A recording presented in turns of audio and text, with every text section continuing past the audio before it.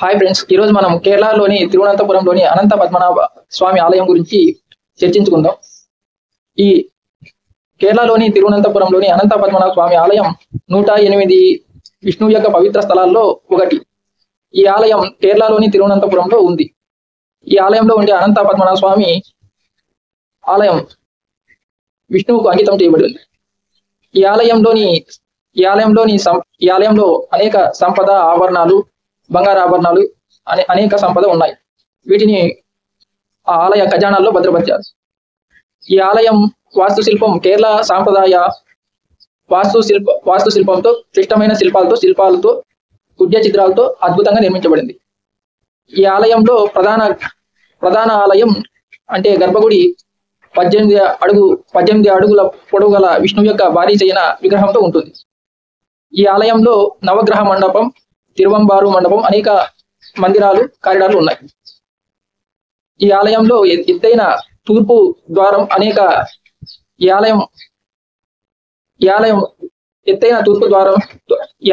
ఎత్తైన తూర్పు ద్వారంతో అలంకరణలతో ఉంది. అదేవిధంగా అనేక ఎత్తైన ద్వారాలు ఈ ఆలయంలో ఉన్నాయి. ఈ ఆలయంలో పద్మతీర్థం అనబడే పెద్ద ఆలయ ట్యాంకు ఉంది. ఈ ఆలయంలో పద్మతీర్థం అనబడి పెద్ద ఆలయ ట్యాంకు ఉంది. ఈ ఆలయం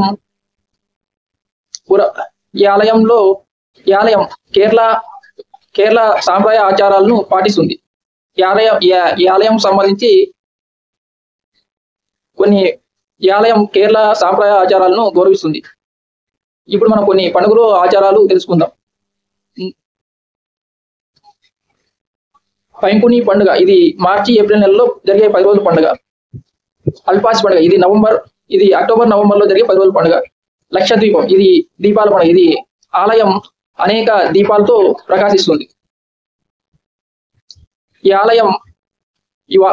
ఆలయం వాస్తుశిల్పం కేరళ సాంప్రదాయాలు ద్రావిడ వాస్తు శిలాల ఈ ఆలయం వాస్తుశిల్పం కేరళ ద్రావిడ శైలుల సమ్మేళనంతో ఉంటుంది.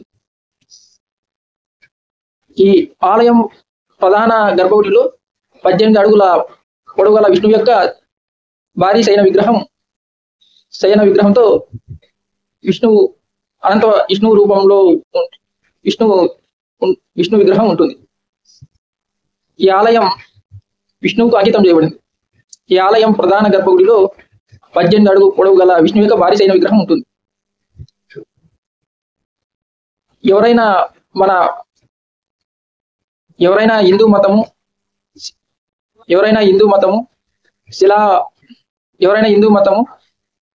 వాస్తు శిల్పం చరిత్ర మీద ఆసక్తి గల వ్యక్తులు ఈ ఆలయాన్ని దర్శించవచ్చు.